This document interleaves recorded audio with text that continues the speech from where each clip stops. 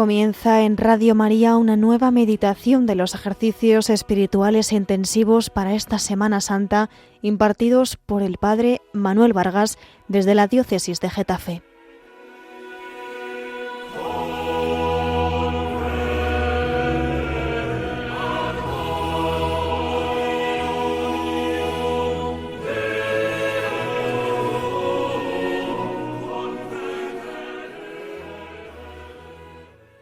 En el nombre del Padre, y del Hijo, y del Espíritu Santo.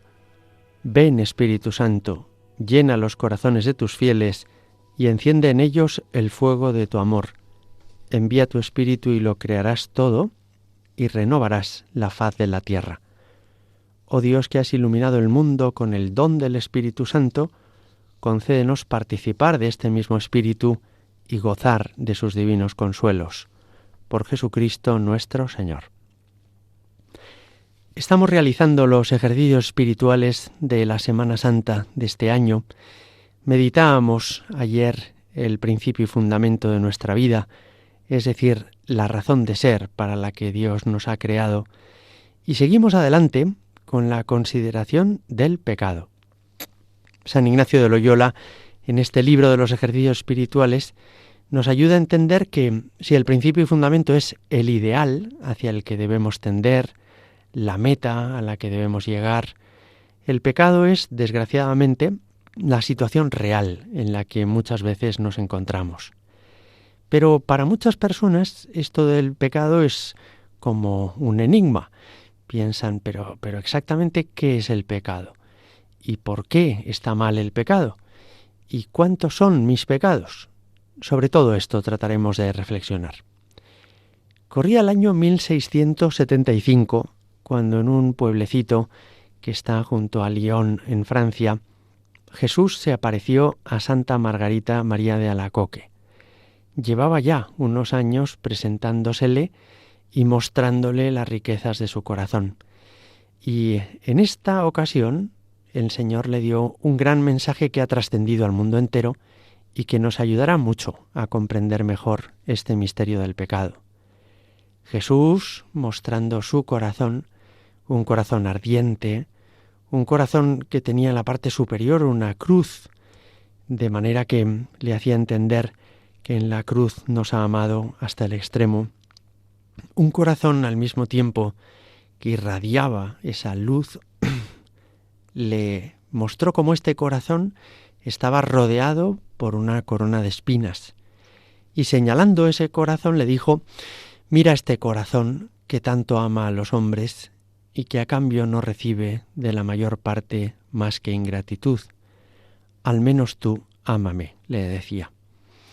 Santa Margarita comprendió que el pecado no es simplemente que transgredamos una norma, o que incumplamos una ley, o que había algo que era obligatorio y nosotros nos lo hemos saltado, sino que el pecado es como una espina que se clava en el corazón de Jesús. A muchas personas esto les podría sorprender y podrían pensar, pero si Dios es todopoderoso, ¿cómo pueden afectarle nuestras cosas?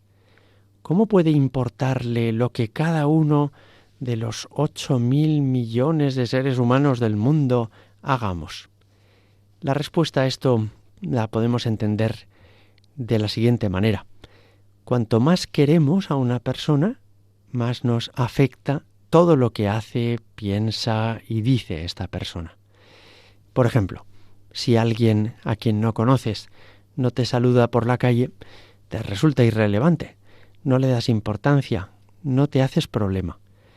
Pero si dejara de saludarte un buen compañero del trabajo, si al entrar en casa no te saludara tu propio hijo, si te dejara de hablar tu marido, eso te partiría el alma. En realidad, objetivamente es lo mismo, pero para un desconocido, pues no me importa que se acuerde o no se acuerde de mí. Y sin embargo, cuando es alguien a quien quiero mucho, todo lo que esta persona hace, dice, piensa, me llega al corazón. Así le sucede a Dios con nosotros. Él nos ama tanto que se ha hecho vulnerable a nuestra vida, de modo que todo lo nuestro le afecta, le llega al corazón.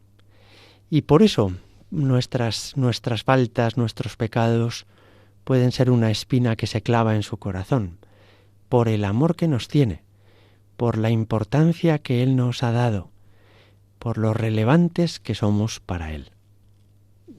Alguna persona también podría pensar, bueno, yo podría entender esto en la vida terrena de Cristo, es decir, que le afectaran los pecados de los apóstoles o los pecados de sus discípulos. Pero ¿y ahora?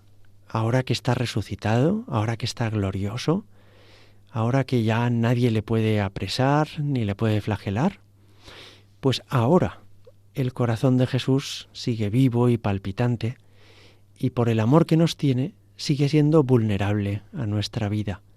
Podemos ser un gozo para Dios o podemos ser también un dolor para Él. Este misterio del pecado, por consiguiente, nos ayuda a entender que no es simplemente que se transgreda una norma, sino que es una herida personal. El pecado consiste en hacerle daño a Dios. A veces no con intención de que sea así. A veces puede haber personas que nos hacen sufrir a nosotros sin intentarlo, pero con su comportamiento, con su frialdad, con su indiferencia o con su pasotismo, nos pueden herir. Lo mismo sucede entre nosotros y Dios. No hace falta desear cometer un pecado para que eso le duela al Señor, le ofenda al Señor. Son pecados todas las cosas que al Señor le afectan en su corazón, sea que nosotros queramos ofenderle o sea que lo hagamos sin darnos cuenta o inadvertidamente. Hoy caemos en la cuenta de este misterio del pecado, de cómo nuestra vida es relevante para el Señor. En el capítulo 19 del Evangelio de San Lucas, Lucas 19, 41 y siguientes, se refiere a una escena de la vida de Jesús que es bastante significativa al respecto. Y es que cuenta el evangelista que poco antes de la pasión Jesús subió a Jerusalén y que viendo la ciudad de Jerusalén desde el otro lado del torrente Jetro, se echó a llorar. Y que llorando dijo: Jerusalén, Jerusalén, ¿cuántas veces he intentado reunir a tus hijos como una gallina reúne a sus polluelos, pero no habéis querido? Y esto al Señor le hizo sollozar. Me parece que esta imagen es muy significativa para nosotros. Efectivamente, nuestra vida ha podido ser para el Señor un motivo de alegría, estar muy contento con cada uno de nosotros, pero también ha podido haber ocasiones en las que nuestra vida ha sido motivo de llanto para Jesús, ocasiones en las que hemos podido hacerle llorar. Eso es propiamente el pecado. Podría ayudarnos, en este contexto de los ejercicios, caer en la cuenta de cómo, queriendo o sin querer, a veces hemos sido un motivo de dolor para el Señor, ¿no? Y creo que convendría que en nuestro examen de conciencia no solamente nos preguntáramos por nuestras faltas, qué sé yo, si a veces como mucho, o si alguna vez, aunque suena el despertador, me quedo durmiendo unos minutos. Esas son, diríamos, imperfecciones, debilidades, pecados veniales que es posible que no estén bien, pero que en ningún caso son un motivo de un grave dolor para el Señor. Podríamos preguntarnos también cuáles son esos otros motivos más profundos de dolor para Jesucristo. Y a este respecto, quizá nos pueden servir algunos pasajes del Evangelio. Por ejemplo, dice el Señor en Ezequiel 36, 26, «Arrancaré de vosotros el corazón de piedra y os daré un corazón de carne». ¿Qué es tener corazón de piedra? Es volverse duro e insensible. Es que me den igual los demás o que Dios no me importe. Esto sí es un motivo grande de dolor para el Señor. En Hebreos 3:13 también dice el autor de esta carta: exhortaos unos a otros para que ninguno se endurezca. Porque este sería el pecado quizá más peligroso: tener un corazón de piedra, que nos endurezcamos, es decir, que nos volvamos fríos, que nos volvamos insensibles al bien y al mal, a las necesidades de los demás o a lo que el Señor desea de nosotros. Nuestros pecados, por consiguiente, no son solamente nuestras imperfecciones. Eso es seguramente lo menos relevante, sino el endurecimiento del corazón. Hoy nos podemos preguntar: ¿estoy obstinado en alguna actitud que disguste al Señor? Por ejemplo, ¿no estoy dispuesto a perdonar a alguien que me hizo daño? ¿O hay alguna persona a la que le guarde un rencor deliberado? ¿Tengo orgullo? ¿El orgullo me aísla de los demás? ¿Me he vuelto un poco solitario porque me molestan los otros? ¿Soy hasta tal punto soberbio que me cuesta pedir perdón? ¿Que no me doy cuenta de los errores que cometo? ¿O que jamás los reconozco en público? Hoy es una ocasión hermosa para que le pidamos al Señor, con motivo de esta Semana Santa: Señor, ayúdame a no añadirte sufrimiento. Ayúdame a no ser para ti un motivo de dolor, un motivo de tus padecimientos. En los ejercicios de San Ignacio, él nos sugiere 3 alternativas para hacer esta meditación sobre el pecado. Y son 3 escenas de la historia de la salvación que pueden ayudarnos a entender qué graves son nuestras culpas. En primer lugar, habla del pecado de los ángeles. Se hace referencia a él en la Sagrada Escritura, por ejemplo en Apocalipsis 12 o en la segunda carta de San Pedro en el capítulo 2. Antes del pecado original de nuestros primeros padres, hubo ya unas criaturas celestiales, los ángeles, que algunos de ellos se rebelaron contra Dios y fueron precipitados a un abismo. Creemos, y así lo enseña el Catecismo, que existe el diablo, Satanás, y que con él hay otros muchos ángeles que se echaron a perder con motivo de aquella decisión. Es sorprendente pensar que, aunque fuera solamente un momento en el que le prestaran rebeldía a Dios, en el que se alzaran contra él, ya su condenación es definitiva y es eterna. Qué afortunados somos, ¿verdad?, en comparación con ellos, que nosotros, los seres humanos, los bautizados, tenemos la gracia de poder recibir el perdón de Dios una y muchas veces a lo largo de nuestra vida, que podemos arrepentirnos, que podemos rectificar. En segundo lugar, nos propone San Ignacio que también pensemos en ese pecado original, el que cometieron los personajes de la Sagrada Escritura, Adán y Eva, al inicio de la historia humana, y que aparece en el capítulo 3 del Génesis. Vivían en un paraíso, pero fueron tentados y cometieron esa desobediencia a Dios. Había armonía entre ellos y Dios, entre ellos y la naturaleza, y también en el interior del corazón de cada uno de ellos, y sin embargo todo eso se rompió por un único pecado. ¿Cuántas veces nosotros, por el contrario, hemos sido demasiado livianos en cometer no uno, sino muchos pecados, decenas, cientos de pecados, sin caer en la cuenta del perjuicio que esto ocasiona a nuestros prójimos, a nosotros mismos, a nuestra relación con Dios? Y también San Ignacio habla de un caso eventual, pero posible, de alguien que se hubiera condenado por haber cometido un solo pecado mortal. No es que sepamos el nombre y apellidos de nadie que esté en esas circunstancias, pero sí que es una verdad de fe que si alguien se muere y hasta el final de su vida rechaza la misericordia de Dios, ese tal se pierde. ¿Es posible que haya alguien en el infierno que por apenas un pecado mortal al final de su vida se hubiera echado a perder? Pues no hay que descartarlo. ¿Y cuántas veces, sin embargo, yo he sido tan irresponsable, tan insensato, de cometer pecados como si eso no fuera a tener ninguna consecuencia para mí mismo. Comenzamos por eso, en este momento de los ejercicios, pidiendo al Señor perdón por nuestras culpas, cayendo en la cuenta de la gravedad que es habernos alzado contra la autoridad de Dios y disculpándonos con el Señor, pidiéndole perdón en unos segundos de silencio que tenemos a continuación.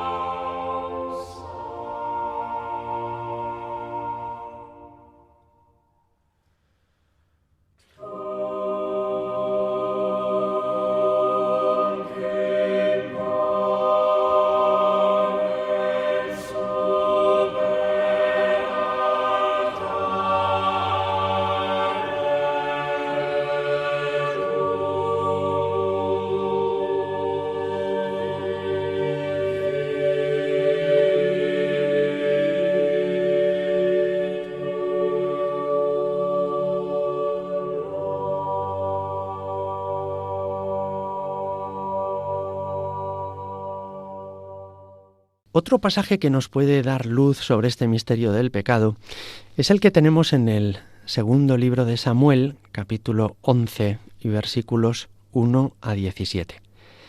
Este pasaje del Antiguo Testamento nos refiere a la historia del rey David, un personaje muy querido por el Señor, a quien él había escogido para que llevara los destinos de su pueblo, de Israel.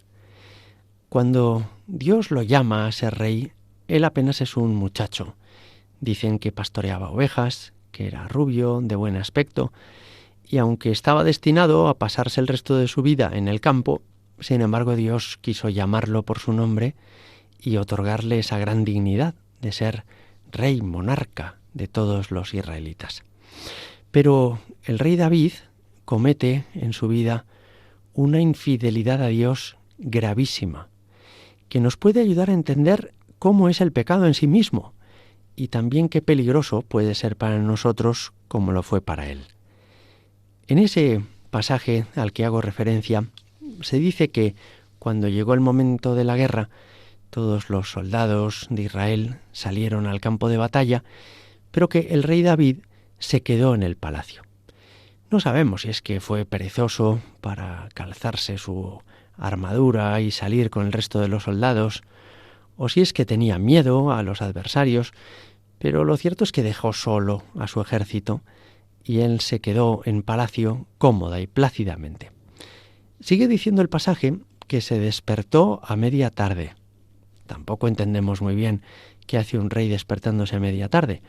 Quizá se había echado la siesta o quizá la noche anterior había cenado mucho, bebido demasiado y estaba con resaca. Y dice que después de despertarse a media tarde, por curiosidad se puso a pasear por la terraza de su palacio y que desde allí vio a una mujer desnuda que se estaba bañando pues en un aljibe, en una piscina que tenía en la azotea de su casa.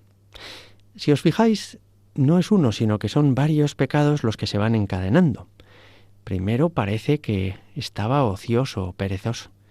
Después que quizá abusó del alcohol, en todo caso fue pues perezoso para despertarse y abusó del sueño. Ahora que sigue ocioso y ha dado rienda suelta a sus pensamientos impuros con esa mujer que ve desde la azotea y que está desnuda. Y lo peor viene ahora, y es que pidió que se la trajeran a esa mujer, y que cuando llegó al palacio él la sedujo y estuvo con ella, manteniendo relaciones con ella, y la despidió. Así que este rey, escogido por Dios, predilecto del Señor, a quien el Señor había regalado tantas cosas desde su juventud, sin embargo se comporta con Dios de esta manera tan ingrata, y es que va encadenando un pecado y otro hasta terminar cometiendo adulterio con esta mujer que se llamaba Betsabe, que era la esposa de uno de sus generales, de los generales de su ejército, de Urías. Así que está cometiendo otro pecado, este gravísimo, porque es una grave injusticia contra su general, el general que está sirviendo a los intereses de Israel y de su rey en el campo de batalla, que está arriesgando su vida precisamente por el monarca que actúa de este modo con su esposa. La mujer de Urías, Betsabé, avisó al rey días o semanas después de que estaba embarazada. Y entonces el rey se asustó. Como veis, es una historia para mayores de 18 años, ¿verdad? Y al asustarse pidió que llamaran a Urías, que lo trajeran de nuevo a la capital, y ahí pretendió engañarlo. Le dijo que estuviera con su esposa, que descansara algunos días, para hacerle creer unos meses después que el niño que ella esperaba era suyo, de su marido, de su esposo. Pero Urías, con una actitud y una nobleza sorprendentes, le dice a su rey: Majestad, ¿cómo voy yo a descansar ahora con mi esposa cuando tengo a mis soldados allí, en el frente, en el campo de batalla, durmiendo seguramente al raso? No, yo no puedo estar aquí disfrutando del descanso cuando ellos están jugándose la vida por usted y por nuestro pueblo. Y esto, en lugar de hacer que el rey David se arrepintiera de sus culpas y que viera la talla que tenía este general de su ejército, pues le disgustó mucho, porque pensó, ya no voy a poder engañarlo a Urías.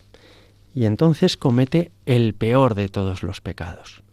Lo devuelve al frente, pero con una carta que tendrá que llevar Urías en su propia mano, en la que les pide a los responsables máximos del ejército que lo pongan en primera línea, que lo abandonen ante el enemigo, de modo que Urías muera en la batalla. Y así fue. Urías fue abandonado por el ejército, dejado solo frente al adversario que pudo fácilmente contra él. Así, David se pensó que ya estaba tranquilo, que ya su pecado de adulterio no sería conocido y que por tanto se quitaba un problema de encima. Pero craso error. Dios lo ve todo, y aunque nadie se hubiera enterado de todo lo anterior de la historia, Dios instruyó a un profeta suyo para que fuera a recriminar al rey David el pecado, los pecados que había cometido. La escena es dramática. Entra este profeta en el palacio, pide hablar con el rey y le cuenta una historia. Le dice: Majestad, tenemos un problema en el reino, hay un señor que es muy rico y que resulta que se ha quedado con la única ovejita que tenía su vecino, que es muy pobre. Esto al rey le indigna y el rey le dice: esto no lo podemos tolerar, ese hombre pagará esa injusticia gravemente. Y el profeta le dice: ese hombre eres tú, Majestad. Tú eres muy rico, Dios te ha dado muchos dones, Dios te ha hecho su predilecto a lo largo de tu vida y sin embargo te enamoraste de la única esposa de tu general Urías, que era pobre, que no tenía otra riqueza ni otro descanso en su vida.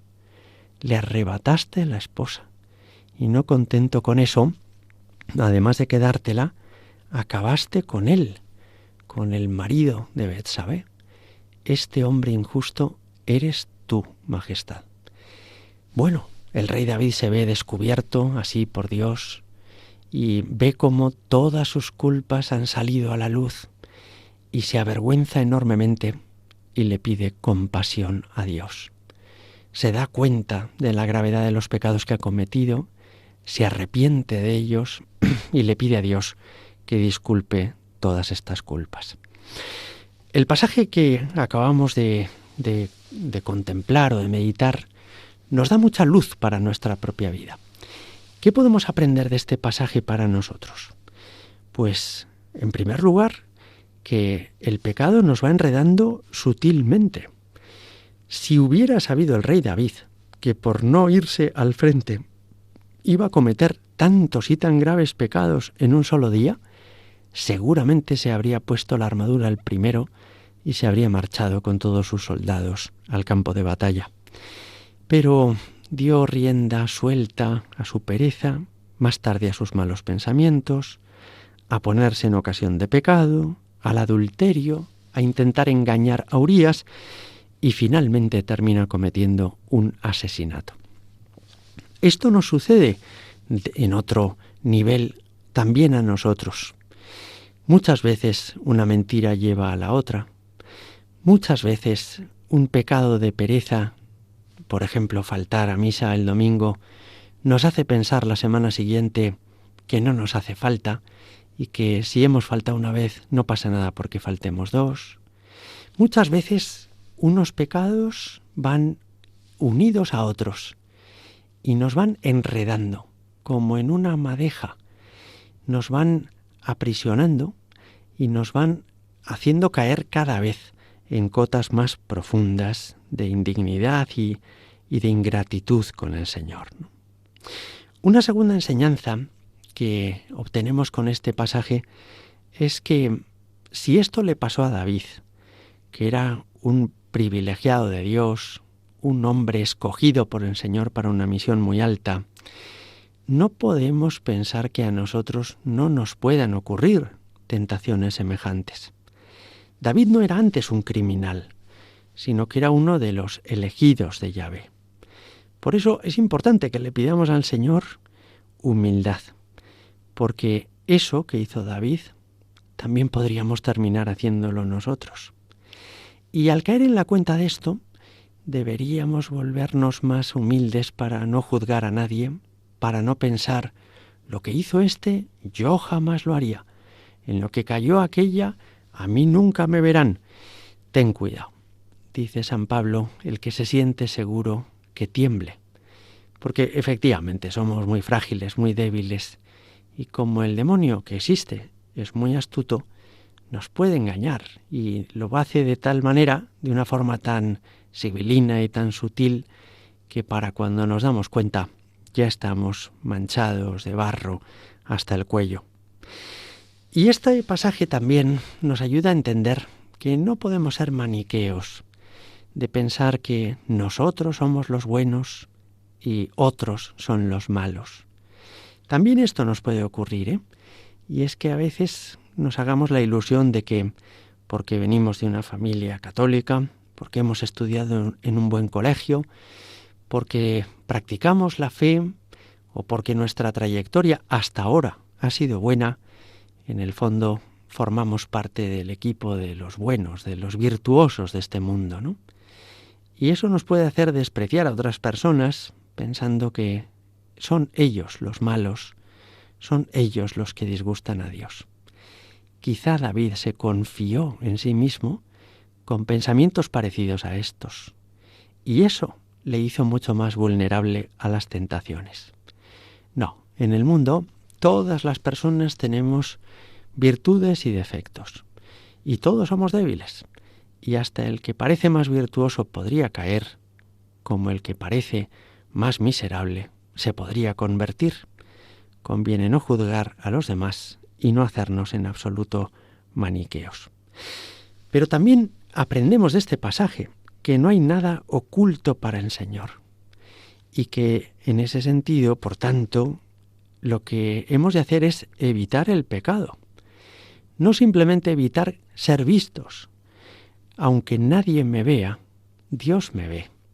Mi vida es transparente ante sus ojos y por eso he de procurar hacer todo lo que Él quiere y evitar todo lo que a Él le disgusta, con independencia de si estoy en público o estoy en privado. Y por último, aprendemos también de este pasaje lo importante que es la transparencia. ¿Qué es la transparencia? Es abrir el corazón, es mostrarnos tal como somos, es pedir perdón cuando cometemos errores, ¿no?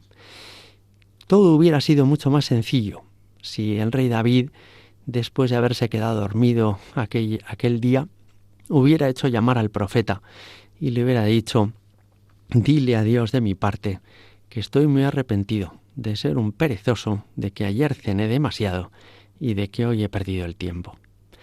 No habría cometido todos los pecados que vinieron después, pero como se lo calló, como se mantuvo en silencio, como se hizo la ilusión de que eso nadie lo veía, su propio secretismo hizo que cayera aún más profundamente, aún más bajo.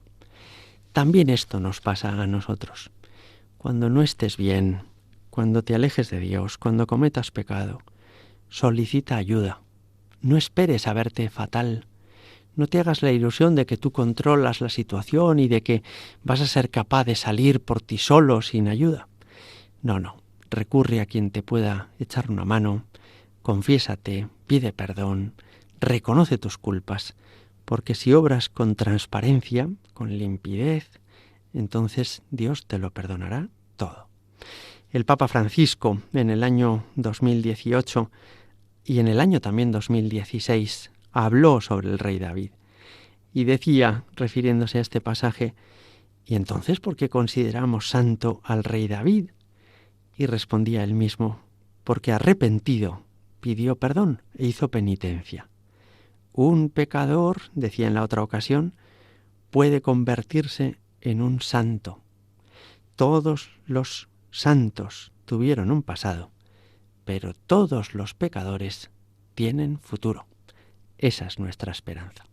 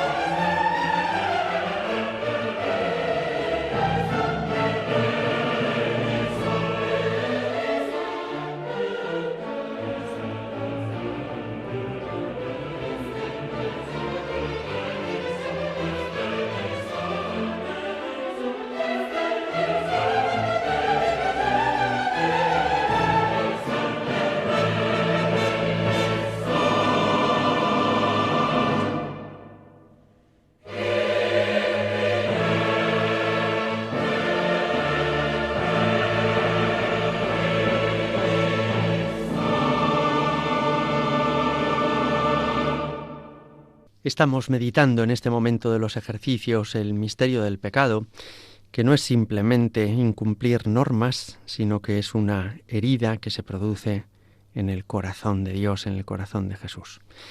El padre Luis María Mendizábal, jesuita, benemérito, contaba en una ocasión que él aprendió cómo mostrar esto a la gente con ocasión de una proyección que vio en el colegio de los jesuitas de Tudela, en donde estaba destinado, siendo muy joven jesuita, siendo apenas un maestrillo. Él tenía una gran devoción al corazón de Jesús. Él sabía que el pecado, en el fondo, no es simplemente saltarnos una norma, pero no encontraba las palabras adecuadas, las palabras precisas para mostrar este misterio a las personas que tenía cerca y que le habían sido confiadas, ¿no? Y supo cómo expresar esto cuando, con motivo de la proyección en el salón de actos de aquel colegio de una operación a corazón abierto, él entendió perfectamente en esta imagen, una forma de comprender el misterio del pecado. No se habían producido muchas operaciones a corazón abierto en aquel momento, menos aún se habían filmado con cámaras, de modo que lo que estaban viendo en aquel salón de actos era verdaderamente inédito, insólito para todos los asistentes. Todos tenían una cara de sorpresa y de asombro cuando el padre Mendizábal entró al salón de actos a ocupar su sitio. Le sorprendió ver a todos que estaban con los ojos abiertos como si fueran platos, fija la mirada en la pantalla y sin pestañear ante lo que allí ocurría. Y al fijarse en lo que estaba narrando esa escena, pues le vino esta luz. Lo que veía era el pecho, el torso abierto de una persona, en el interior del cual un cirujano cardíaco estaba manejando con destreza el bisturí para resolver una patología de corazón que tenía este paciente. Todos los que estaban alrededor colaboraban con la ayuda precisa, con la equipación quirúrgica, todos los sanitarios que colaboraban con este cirujano, ¿no? Y entonces cayó en la cuenta el padre Mendizábal de que un mal gesto de ese cirujano, una precipitación, una imprudencia, podría ocasionarle un daño gravísimo a ese paciente. Y cómo en las manos de ese cirujano se estaba decidiendo la vida de ese paciente que tenía el pecho abierto. Y nos decía, entendí lo que es el misterio del pecado, porque me vino al corazón esta certeza.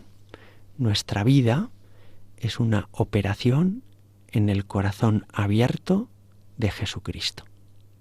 Es decir, el Señor nos ama tanto que se ha puesto en nuestras manos como un paciente que confía en un cirujano, que confía en un profesional de la medicina para operarle.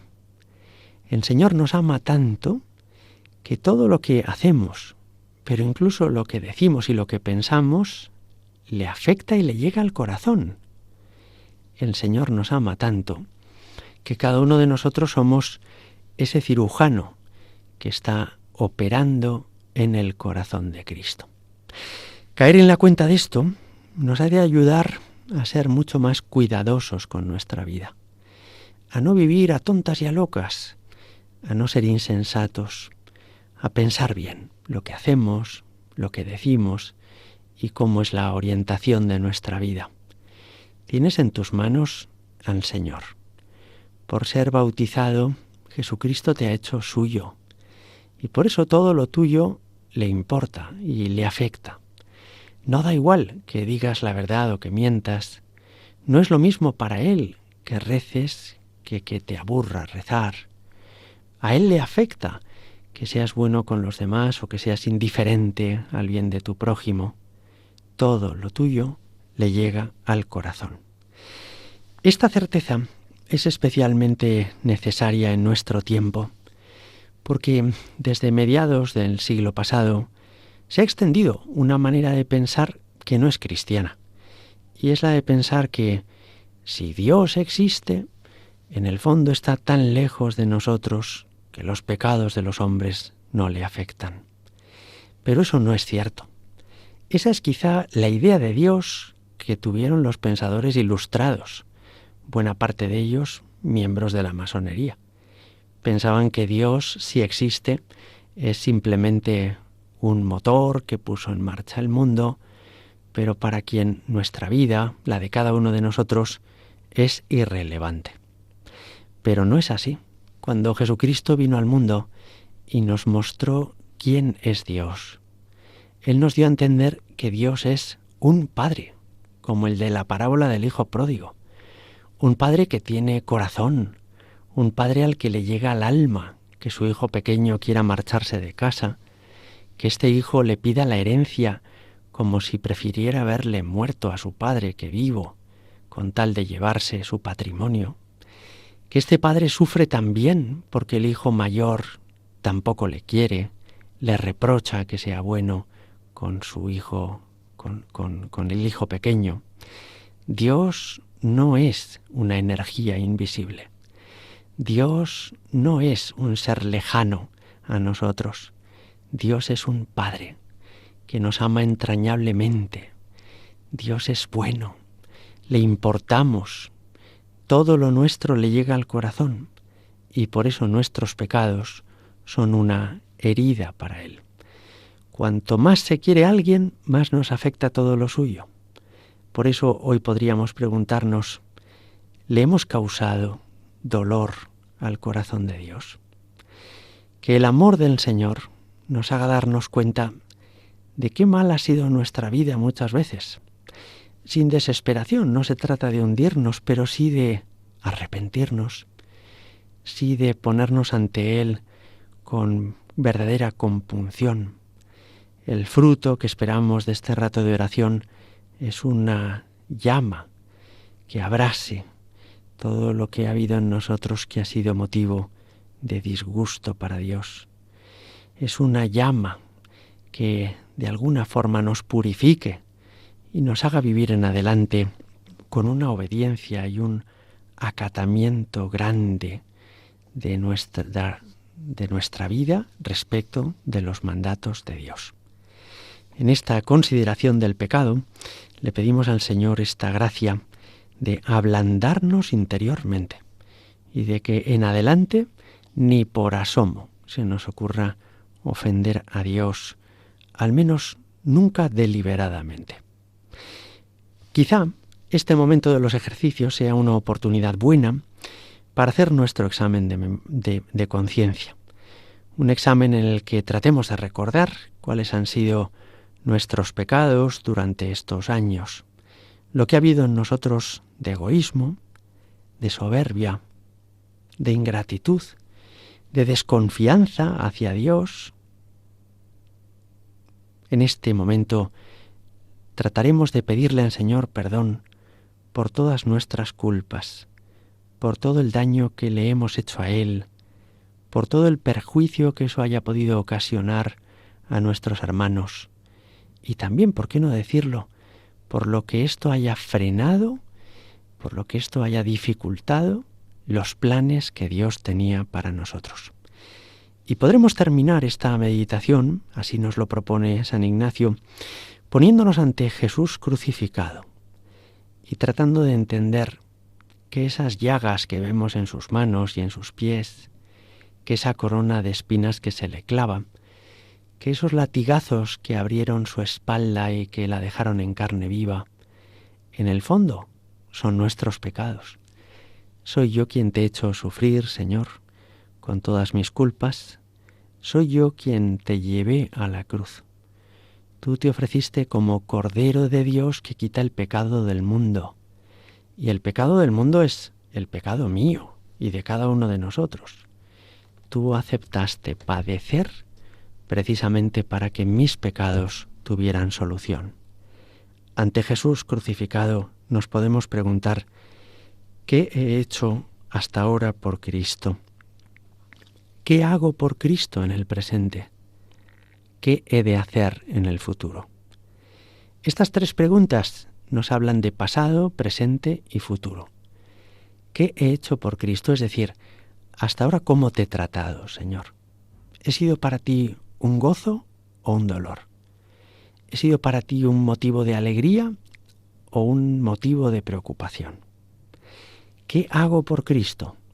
Es decir, actualmente, ¿mi vida es agradable a tus ojos? ¿Estás contento conmigo? ¿Hay algo que deseas que cambie? ¿Hay algo que debería modificar en mi vida?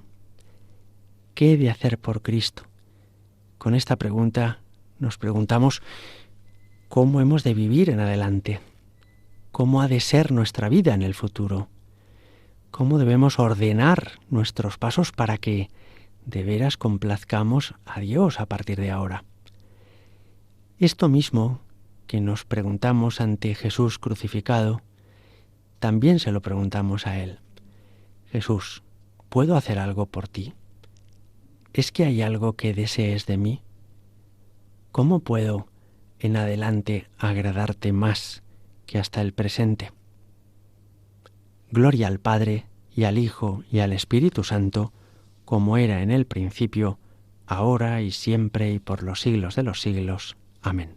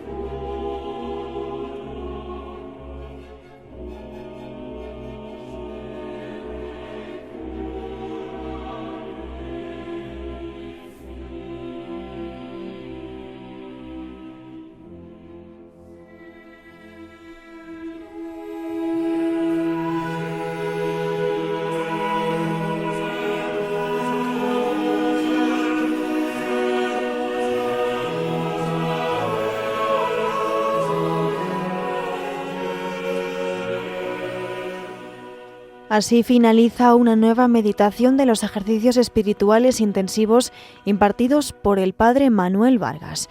Les ofreceremos la siguiente meditación hoy a las 4 de la tarde, las 3 en Canarias.